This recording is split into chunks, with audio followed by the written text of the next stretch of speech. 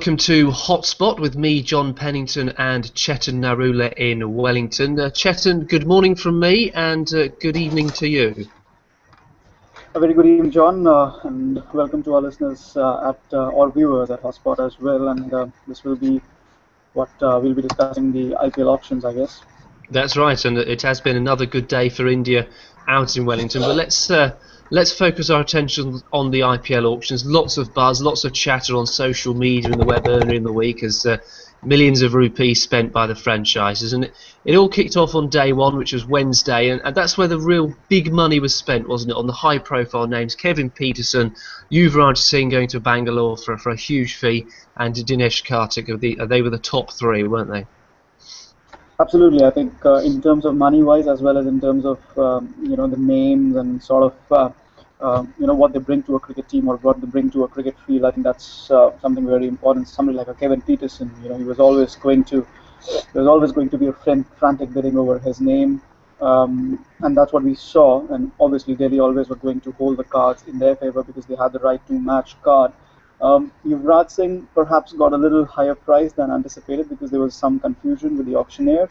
Royal Challengers Bangalore say they bid 10 crores and the bidding should have stopped there. The hammer went down. But again, the auctioneer has the last say in such conditions. So, yes, 14 crores, a very, very high price. And I'm not saying that it's not a price for him. I'm just saying what happened at the auction. Dinesh Karthik again, 12.5 crore rupees. So yeah, a good purchase for Delhi. He can bat, he can keep wickets.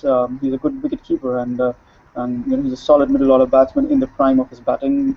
I can say prime of his batting age. He's not kicked on for India, but in domestic cricket he's really done well. So IPL shouldn't really be a big problem for him. He's played for Delhi Daredevils before, so yeah, a good purchase again for Delhi. And excuse me.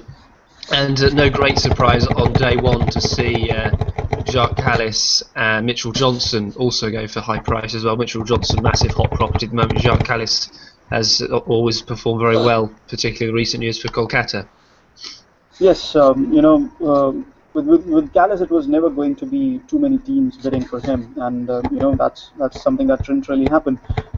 He was bought back, of course, by Kolkata Knight Riders, 5.5 crores there, but. When you're talking about Kallis, you have to understand that he doesn't have a lot of cricket left in him. So probably, he offers the most to the team he's played last, and that's why I think Kolkata Knight Riders were really keen on getting him back, and that's what they did. And talking about Mitchell Johnson, I think there's a little bit of surprise there, with Mitchell Johnson because Mumbai didn't buy him back. Mumbai are someone who don't really care about how much money is spent really, and for whatever sum. I mean, yes, he didn't really go for a lot of money from a Mumbai perspective. Obviously, he did get 6.5 crore rupees, which is on the decent to a higher side for a bowler. But the surprising bit is that Mumbai did not go for a right to match card on Mitchell Johnson. With this sort of form he is in, he's played the Champions League, the IPL for them, and that's when Sachin Tendulkar commented, that he's probably going to win the Ashes, which actually came true. Now he's tormenting the South Africans in South Africa. So, brilliant bowler at the moment, and you want informed bowlers. And there's this talk that IPL might go to South Africa for, if not the entire tournament, then probably some part of it, which makes me wonder: will Mumbai Indians really rue their decision? Because Mitchell Johnson at the moment one of the best fast bowlers in the world. And then we of course moved on to day two, which was largely about the uncapped players and the players that weren't picked up on the opening day. Karan Sharma went for a big price, and Vijay Zol's another player. He's quite highly rated. He's been picked up as well. Absolutely, good surprise there for Karan Sharma, and obviously Vijay Zol, one of the highly rated players. I think what's essentially good about this season's player auction is that the uncapped players have also been put in the auctions, and because earlier it used to be a huge debate and a bit of a off-market thing going on with players who are uncapped, not with the franchisees running after around them, and probably I'd heard of some backhanded deals also being meted out, but it's just hearsay at the moment. There's no proof as such, but that part has been taken out, become much cleaner process. The younger players now can see that they're wanted in the setup as well. So Good to see these untapped players getting their due, making them feel wanted, and they're entering good setups where they can converse with big players and probably mature their game.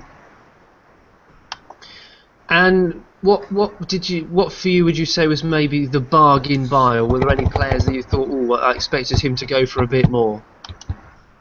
I think David Warner for me was a bit of a bargain buy for Sunrisers Hyderabad, especially because there are two things here. Because Delhi bought Murli Vijay for 5 crores, and he's an opener. And all due respect, he's not really, especially when you compare him with David Warner. Murli Vijay is a good enough player for Chennai Super Kings over the years. He's done decently well. He'll have the odd couple big innings, explosive innings, but he's not your typically explosive T20 batsman or T20 opener.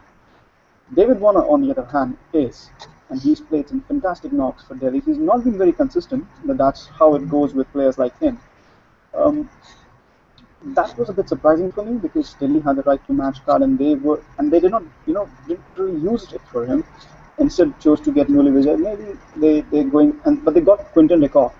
So, that was a good buy for them, because he's an explosive batsman. He can keep wickets as well. So you can play around with your combination with Dinesh Karthik in there as well. So the point I'm trying to make here is I thought David Warner could have fetched a good price because he's doing well for Australia as well.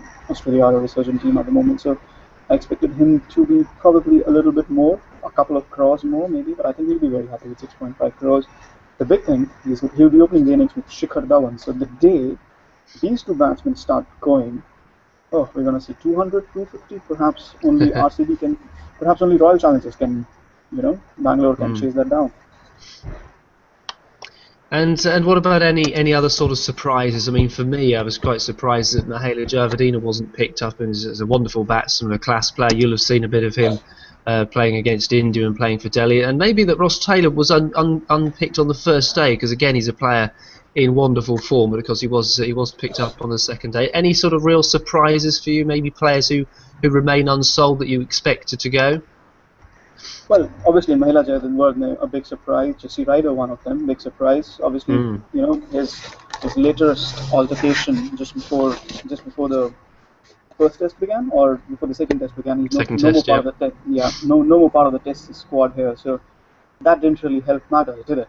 But yeah, surprised that Mahela Jayawardene wasn't picked. But that something has to do. That's probably something also has to do with the fact that Sri Lanka have a busy schedule in the summer this time around. Perhaps I think they're touring England, I guess. That's right, they are. Yeah, so that couldn't have been something to do with the availability because Kumar Sangakkara, if I remember correctly, he pulled out of the auction, and as a result, he'll probably fetch a higher price next year when the experience comes in hand, and teams are more settled, and in that sort of situation. So yeah, Sri Lankan players not really getting too much money. Lasat Malinga in that particular sense doing particularly well because I think he's retired from Test cricket, and he's been retained by Mumbai Indians. So that's something that's gone in his favor. Ross Taylor, yes, a little bit surprising, but the fact that he was picked the next day by Delhi, it just shows that teams have really gotten smarter how they want to spend their money. Nobody got Ross Taylor because, let's be honest, he's been in great form, but he's been inconsistent in the IPL. Correct. He's changed so many teams. So they wanted to just, see what they can get for, yes, they bought him for 2 crores, but, perhaps at that time they were hedging for some other player. And then they go back the next day and they see that, what they are missing, and they realize, okay, Ross Taylor could be a good buy for the next day, and they go and buy him at the base price. So that's not a bad deal for Delhi at all.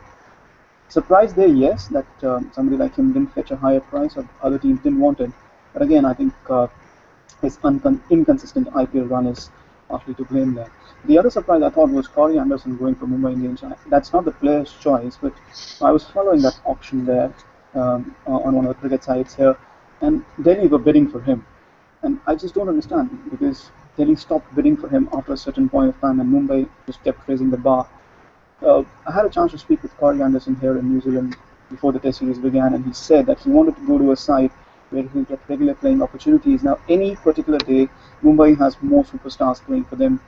Yes, Sachin Tendulkar has retired, Ricky Ponting is not there, Dwayne Smith hasn't gone back there, but they might just find a spot for him there. But even then, I think he had a more consistent chance of playing for Delhi. So that's a loss for him in the sense. But yes, Mumbai have bought another high-profile player, which really does not surprise me at the moment. One of the other surprises was obviously Royal Challengers Bangalore spending too much money on one player.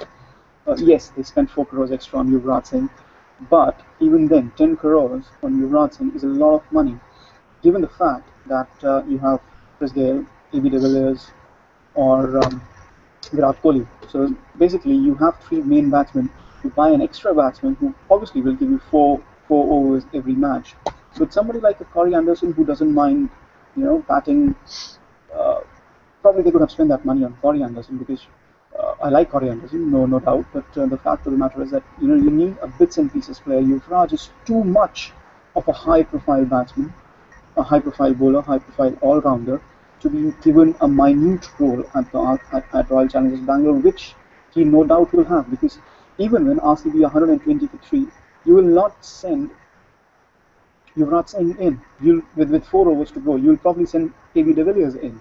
So that really pushes him to number 4 in their pecking order. So I'm not really surprised there, but I mean, I'm really surprised there that that they chose to go for Yuvraj Singh.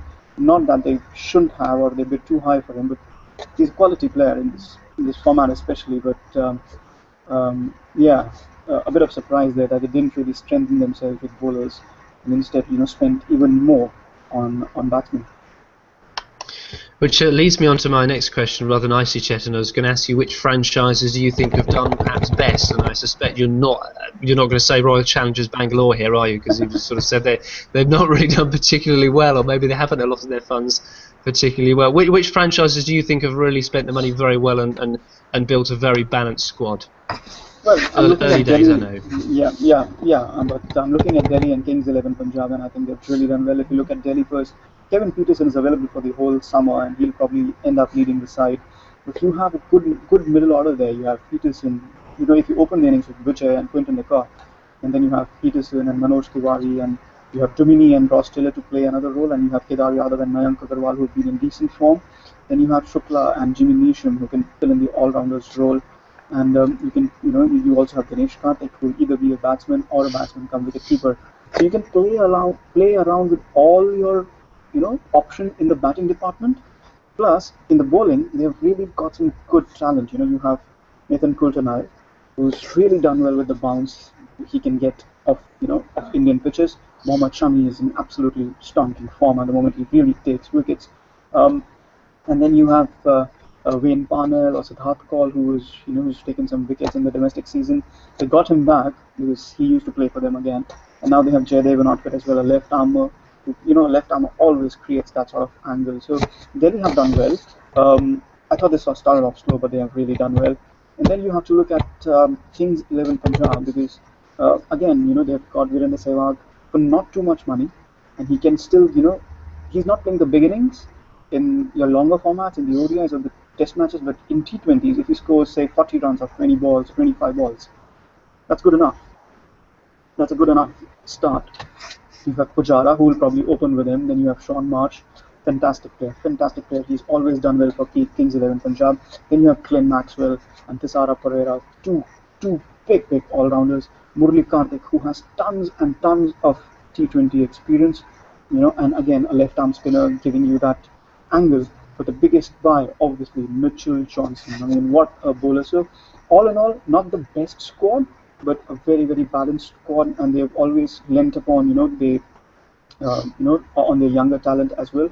So that's what they have done this time, again, and probably will get a couple of options going around for different players, different spots, and that's something to look forward to.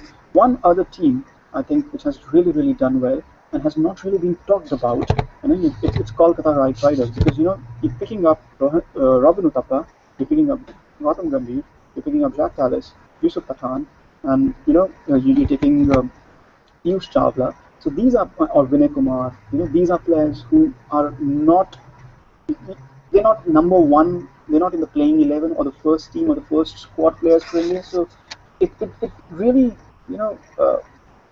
it just seemed a little dicey at that moment. But Yusuf Pathan, was overpriced in the first auction. But now, so what happens in IPL is when you have a big purchase and you spend big on a player, and that time the expectations also zoom up. If a player is going for a very very high sum of money, 7 or 8 crores or 9 crores or 10 crores, like Yusuf Pathan did earlier, then the expectations go up, and then he didn't perform, but they've got him back because they still want to play him. They just got him for 3 crores this time, so what I'm trying to say is if he fails regularly again, it will not hurt that much because it's not that big a buy. It's a bargain buy. 3 crores, like I said, he'll give you a couple of overs when it's his day.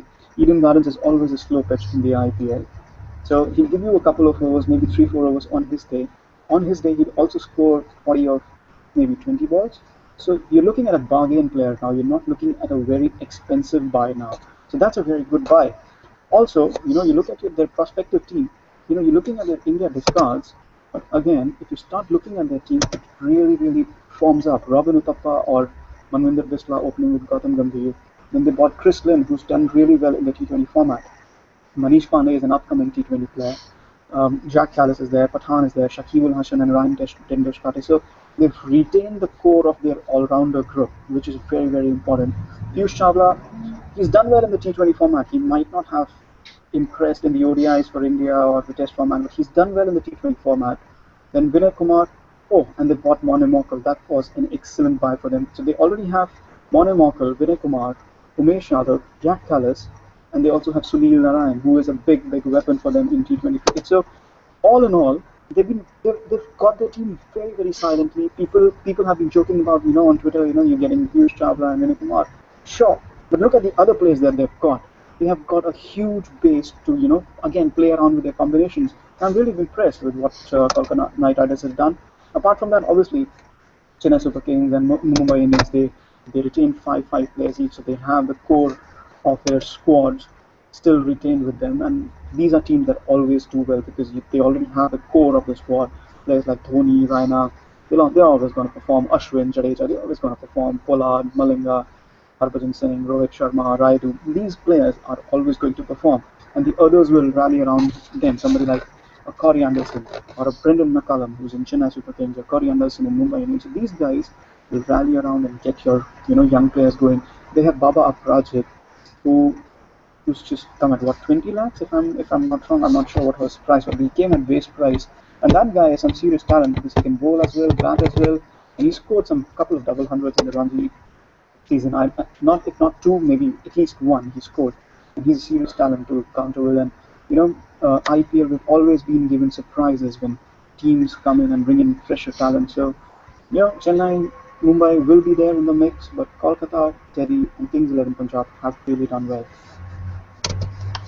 And my final question to you, because I mustn't let you get locked in the stadium there in Wellington, is really what happens now? You mentioned there was still a little bit of uncertainty about exactly when and where the tournament's going to be played, and if there are any further opportunities for the squads to add players to their squad at all.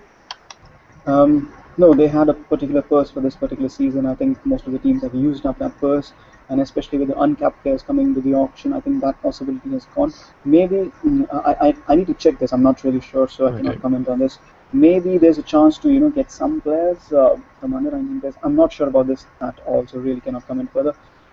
As per the window, yes, from the World T20 gets over on the 7th in Bangladesh, and they're looking at a window from 9th onwards to June 3, which actually gives them again 8 weeks. And usually the IPL is a 6-week tournament, so we have the central elections in Delhi.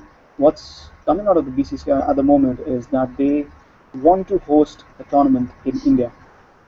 So what happens is the central elections happen in phases. So some part of the country will have elections at one time in 1 week, and the next week it will return of the next part of the country. So security forces obviously will be really strong at that time. So it'll be really, really important to see what the BCCI comes at. What I'm hearing is the tournament will be played in 2 phases. One phase, once the dates are announced, say example, they announce elections 20 days. So during those 20 days, the tournament will perhaps go to South Africa, which is the second venue of choice. So it will go to South Africa and then come back and play the rest of the tournament in India along with the final stages. It's all in the air. We'll probably know by the end of February. Great stuff. Well, Chetan, thank you very much for your thoughts there. Really, really interesting. You've followed the IPL for us for a number of years now, so great to get your thoughts. And I will let you. I shall let you escape the basin reserve. Absolutely, it's pitch dark here, John, if you can see. So really need Uh, to pack up and go home now. Great stuff. Well, the sun's just coming out here in the UK, and we hope that the weather stays good. But thank you again for your time, Chet, and thank you very much for watching here on Cricket World TV, and we'll see you next time.